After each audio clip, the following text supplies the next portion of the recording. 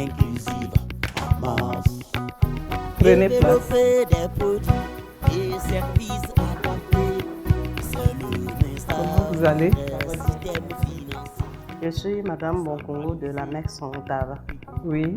À la fin, nous sommes en train de finaliser notre budget et je suis venue voir ce que vous nous proposez comme programme de formation pour l'année à venir. Le catalogue pour les formations de l'année à venir est déjà disponible et nous avons proposé une dizaine de sessions de formation, dont 3 pour les membres des organes.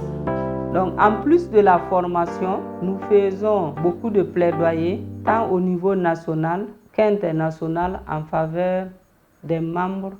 Nous organisons et assurons des services d'intérêt commun, tels que la mise en place d'une convention collective, la régulation interne du secteur par la mise en place d'un code d'éthique et de déontologie, par l'organisation d'événements promotionnels.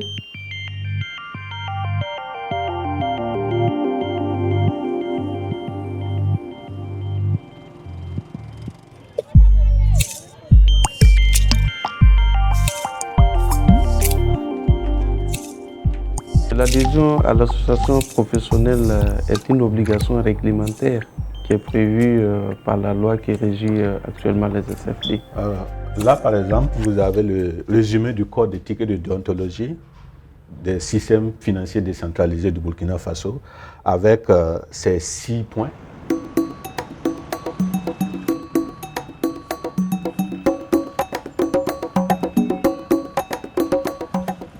Au-delà de cette obligation réglementaire, je pense que quand on est en famille, on ne peut pas s'isoler. Voilà, on est mieux quand on est dans une grande famille. Il y a un proverbe qui dit que quand on est ensemble, on peut aller plus loin.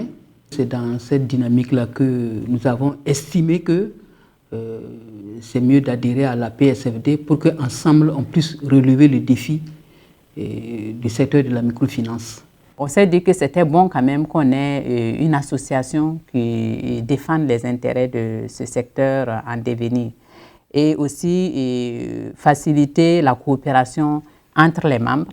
Et il y a de l'expérience qu'on peut partager.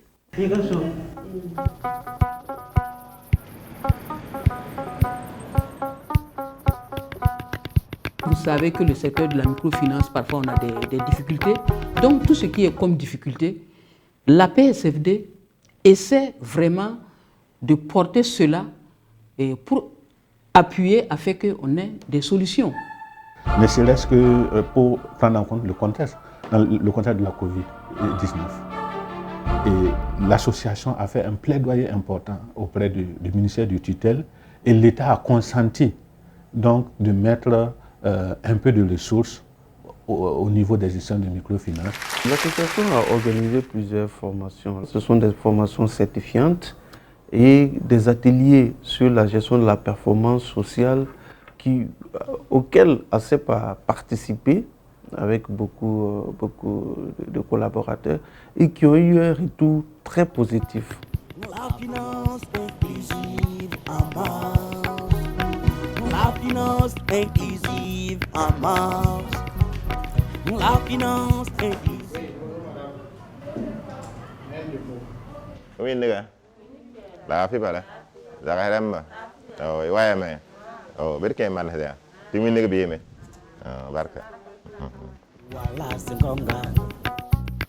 Avec nos 80 membres représentant 132 systèmes financiers décentralisés agréés par le ministère de l'économie, nos SFD ont plus de 400 guichets à travers tout le pays. Au 31 décembre 2019, l'encours d'épargne collectée a atteint 251 milliards et l'encours de crédit 200 milliards. Et plus de 2 millions de bénéficiaires ont été enregistrés. Nous sommes aujourd'hui très contents ce matin de voir que les projets que les femmes ont montés est en train d'aboutir. Disons que l'Association professionnelle des systèmes financiers décentralisés est un partenaire stratégique du ministère en charge des Finances.